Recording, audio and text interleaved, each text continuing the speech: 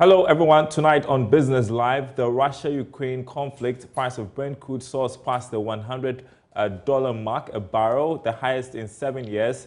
Meantime, the Chamber of Petroleum Consumers warns fuel prices could hit 8 cedis 50 pesos in the next pricing window. We were projecting 8 cedi 20 for the first window March. But if the Russia-Ukraine tensions get sustained, the minimum could be about 8 cedi 50 by the first day of March. Also tonight, energy strategist Dr. Yusuf Suleimana is urging government to leverage the windfall from skyrocketing crude oil prices to cushion consumers. Economies that are surviving and that are becoming triumphant in this trajectory are those who are able to link up the upstream and then the downstream. We haven't seen that. The benefits from the upstream should be able to cascade into the downstream. And that's what we need to do. We'll also assess the impact of the Russia-Ukraine conflict on global financial markets as stock markets plunge. And it's going to solve a lot of issues. If you look at the amount of money mentioned, the 4.5 billion, and look at the revenues government wants to generate for e-levy, which is about $1 million. This one is coming in to cushion us as a country. Thanks for being with us, everyone. My name is Darryl Kwao. Details in a moment.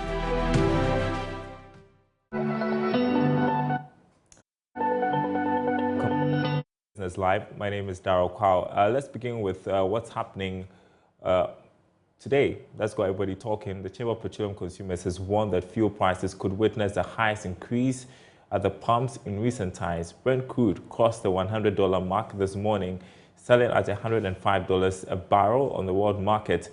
The rising price of crude oil is as a result of the conflict between Russia and Ukraine, two biggest producers of crude oil. The chamber is projecting that prices at the next pricing window will hit 8 cedis 50 pesos. Executive Secretary of the chamber, Duncan Amwa, tells Joy Business government must move fast to cushion consumers as he warns that things could get out of hand. The major suppliers of crude and LNG is now at war with Ukraine. There's already sanctions being applied across board from NATO and the US. What that means is that the Russian supplies may not go to Europe as much as they were. The Nord Stream bit that has been halted also. There's going to be a challenge. I mean, already we projected that prices were going to go up. How bad it is going to be? I mean, can we even project about maybe a 10% hike or even a 20% hike as reality tracks? Because we were already expecting that prices were going up because of demand and supply issues. That has been compounded by this. How bad is the situation going to be? Well, George, you've overnight, since they started bombing last night till this moment, global crude prices have shot up by as much as $6 a barrel within a single day. What that means is that if this is sustained up to the weekend, we'll be crossing $110, almost $120 in no time. Imagine the impact, the effect. If you do about $10 or $15, $20 per metric variance on finished products, petrol and diesel, you are doing almost 3 to 5 pesos. And from what we are seeing, it could go way beyond what our projections were. We were projecting 8 cedi 20 for the first window March. But if the Russia-Ukraine tensions get sustained, the minimum could be about 8 cedi 50 by the first day of March. Today is 24th. You have about 4 or 5 days to end the month. If by weekend up to Monday, Russia is still bombing Ukraine, expect that your pump prices would not only move up, but will move up very significantly, because the kind of price variations you are recording on the international market is very significant. Within the stream day, $6. So some would ask that, can anything be done? Because it appears that when it comes to the externalities, the signals you're getting from government is that nothing can be done. George, These increases you are recording on the international market, it has a positive effect on our revenues as a country. Mind you, we're an oil producing and exporting country. And so the price and returns you make when it's $90, you make more when it's $100. That is where the country needs to plan for its people. If you would only look at gaining the revenue, yes, you will, because you get more when it's not 90 anymore and it's 100. But there's also a correlative effect, direct, on your economy, where prices would simply go up at the pumps because you're also importing finished products. Europe is going to be challenged because of this Russia-Ukraine bit. Most of our imports is also coming from Europe. And so naturally, we'll have the full force of the Russia-Ukraine effect within a week. No two ways about it. What is the status of reserves? I mean, the Rotterdam supplies and all the rest, but what is the status of reserves? I mean, can U.S. release their reserves and other countries fall on reserves to even deal with supply challenges? Now, we are even talking about price. There could also be an issue about even the supply of the product itself being a problem. You see, George, in times like these, global uncertainty, right? Most countries will want to hold on to their stocks. That was Duncan Amwa there, Executive Secretary of COPEC, speaking about what the outlook would be like in the next pricing window as far as fuel is concerned. He's projecting 8 cities, 50 pesos. Nobody wants that. Well, energy strategist Dr. Yusuf Suleimana wants government to, as a matter of urgency, leverage the hikes in global oil prices to benefit from the windfall. Government pegged $65 for a barrel of crude oil in the 2022 budget. Now it has gone past the $100 mark following the conflict between Russia and Ukraine, as we have been reporting. Now, Mr. Suleimana believes the windfall can be used to cushion local consumers against the volatile prices. He has been analyzing the impact of the Russia-Ukraine crisis on fuel prices. This is a global phenomenon, but the impact on local economies the impact on local economy will equally be die, depending on the structural arrangement of that particular local economy. And I think this impact will depend, the gravity of the impact will depend on the kind of policies that a particular country put in place. Great. Some will be impacted more than others, and I think we are going to be impacted more, yeah. And speaking of policies, it begs the question, what should be the contingency plan of government amid these price uncertainties? Yeah, straightforward. The 3 things I talked about. Taxes remains one of the credible, variable in this place. But of course, you can see what's going on within our, our fiscal regime. We're tied up, and I don't know what's going to happen. They could try to look at the taxes, but taxes are only short while. I don't recommend taxes to be. Taxes will only cool down the market temporarily. But we'll come back to this. What do we expect? Just we operate what we call an upstream and downstream. You don't operate these 2 streams as segregated entities. You have to operate them and link them up seamlessly. All economies that are surviving and that are becoming triumphant in this trajectory are those who are able to link up the upstream and then the downstream. We haven't seen that. The benefits from the upstream should be able to cascade into the downstream. And that's what we need to do. And the Russia-Ukraine conflict, no doubt, has implications on the global economy. Head of Finance at the Valley View University, Dr. Williams Repra, assesses the threats and risks of the crisis on Ghana's oil and financial markets. We are doing the deregulation. So government will not have the right to intervene unless government decides to remove the taxes. So this is going to affect us. In terms of also commerce and movement, where Russia is positioned, sometimes our vessels pass through some of their water bodies, and if they are disturbed, it's going to affect us getting some goods to come in as a country. We may also see freight prices going up because vessels will have to divert their routes to come in.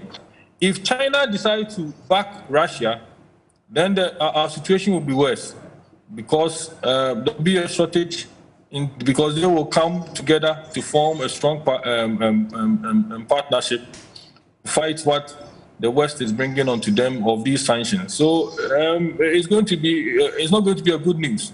We also see currencies also having an issue. Already we have inflation in US, Ghana and Europe and the rest.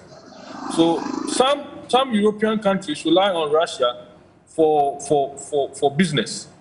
So if Russia also decides to shut down their economy to some European countries, then the whole system, global system of finance, you are going to see some major impact. Also, people also take the advantage in terms of illicit money transfer to use this to do a lot of illegal transactions. When normally wars comes, that is what those who focus on illegal money transfers like. And this is also good impact. You know, Ghana, just recently that we were taken out of this flow of illegal flow of funds. Exactly. So probably not take care, we will also suffer from that effect. And there will be more on the escalating crisis between Russia and Ukraine and its impact on oil prices on Joy Business Social, which streams at the top of the hour on our Facebook platforms, JoyNews and Joy 99.7 FM. I will be speaking with Dr. Yusuf Suleimana, who is an energy strategist. Do make a date. That's at 6 p.m. across our social media platforms. You're watching Business Live. Still to come, UK government to advance more support to Ghana to help stabilize the economy. And it's going to solve a lot of issues. If you look at the amount of money mentioned, the 4.5 billion, and look at the revenues government.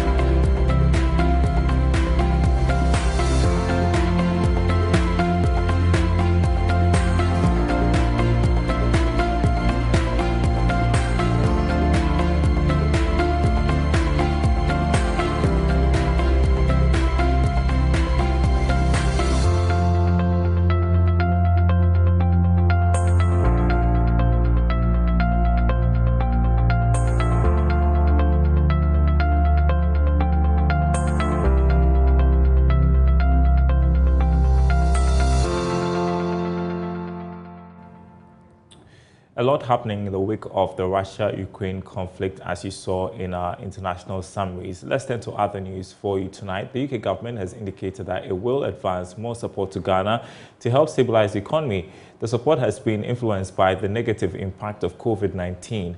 Now, visiting UK Minister for Africa, Vicky Ford, has been speaking to Joy Business. There have been a number of different African countries that have been looking at developing vaccination capability on the continent. What I think we've heard here is that their work has been more on developing potential malaria vaccines going forward. In terms of vaccine manufacturing, yes, I'd like to see some more of that on the continent, but I understand there's a partnership happening between here and Senegal, and it's actually in Senegal that the UK had been helping to put together the business case to bring in the investors to try and see some more manufacturing there.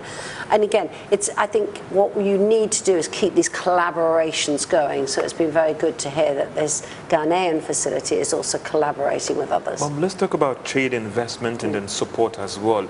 Are we going to see some more support for Ghana under the country partnership program and all the rest, or it's more of a technical assistance now? No, there's been a long-term, investment in Ghana for many, many years. So, for example, on things like girls' education.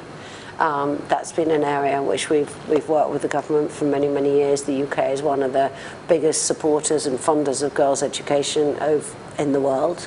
And indeed, our Foreign Secretary, only the second time we've had a woman as Foreign Secretary, she's recently announced that she wants to increase back up the funding that we've been doing globally on women and girls. So I'm sure that that will continue. A big effort at the moment. The UK is involved in encouraging girls to come back to school if they've dropped out of school, because that's vital. But we've also put trade investment recently, investment, for example, through UK export finance into a number of different bridge projects across the country, which are going to help make rural connectivity, which is absolutely vital as well. I've just been seeing a lovely little project, which may turn out to be a really big project, which is looking at how you have electric motorbikes, and really clever thinking about how do you use electricity using carbon-free energy. Storing the electricity that's not being used from solar plants, for example, in the daytime, storing it in batteries, and then enabling a whole community of drivers to be able to come and use those batteries, share those batteries in a very efficient way. It's really forward-looking things. That's the sort of investment that the UK has been putting into little startups as well as into bigger projects. The World Bank Group has commended Ghana for considerable strides in economic and social progress in the past 30 years, saying it achieved middle-income status in 2011 because of strong, sustained economic growth averaging over 5% since the early 1990s. This is coming after it recently discussed a new 5-year country partnership framework, CPF, for Ghana.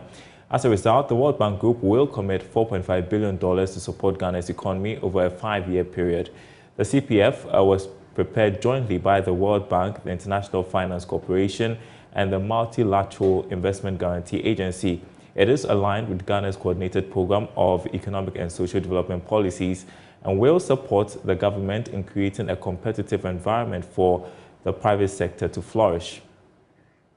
Meanwhile, Chief Finance Officer at the Valley View University, Dr. Williams Pepper, says the $4.5 billion country partnership framework program from the World Bank should serve as a better alternative to government's much-touted electronic transaction levy. I mean, at the right time for us as a country, and it's going to solve a lot of issues. If you look at the amount of money mentioned, the 4.5 billion, and look at the revenues government wants to generate for e-levy, it's about $1 million. This one is coming in to cushion us as a country. So it is very, very important that our partners have assessed our situation and have come together to join Ghana to be able to address the economic challenges in the country. But Dr. Pepper, you take a look at the World Bank report, you look at the progress that Ghana has made, and you juxtapose that against the impact on the real sector and livelihood of people. Is there really a link here? I mean, Ghana is there's a kind of disconnect in the real impact assessment.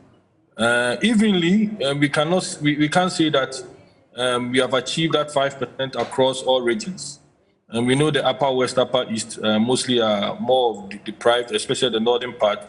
But if you come to the southern part, you will see the impact of this 5%. So on a whole, as a country, World Bank assesses us on a 5% average development. But if we drill down to the individual regions, we will see that there is that kind of disparity. All right, you're watching Business Live. The Chamber of Commerce and Industry has bemoaned the impact of the pandemic on the capital of SMEs, despite a World Bank research indicating that 82% of SMEs have had their sales increase by about 22% after the third wave of the pandemic. Accra Regional Manager of the Chamber, Daniel Togbo, stated that practical measures must be taken for sustainable growth of SMEs post-pandemic. He spoke to Joy Business at the sites of a budgeting workshop. We had engagements with our members and we realized that there was one thing running out. So a lot of businesses were unable to account for where some of the finances went. And this is basically as a result of the budgeting being thrown out of proportion, one due to the effect of COVID, and then also due to the management of the scarce resources they have. So as a chamber, we partnered with KPMG to help our members effectively manage their budgets. So by this, we are teaching them how to work on their budgets, prepare an effective budget, manage that budget, and then be able to manage the already scarce resources that they have so that they'll be able to maximize their productivity. So that's basically the reason for organizing this workshop. So we brought together entrepreneurs and members of the chamber, and we thought together to educate them on preparing a budget for the year and how to effectively manage and implement that budget.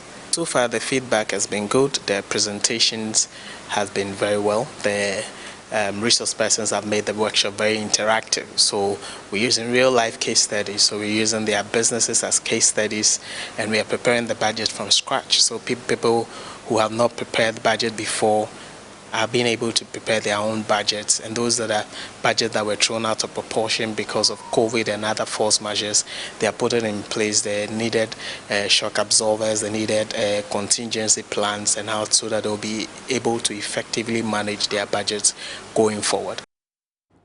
And that's our program tonight, everyone. There's more news on our website, myjoyonline.com/business. We have more on crude oil prices crossing the $100 mark a barrel. You can read more on that on our website, myjoyonline.com/business. My name is Darryl Kwao. Thanks for watching.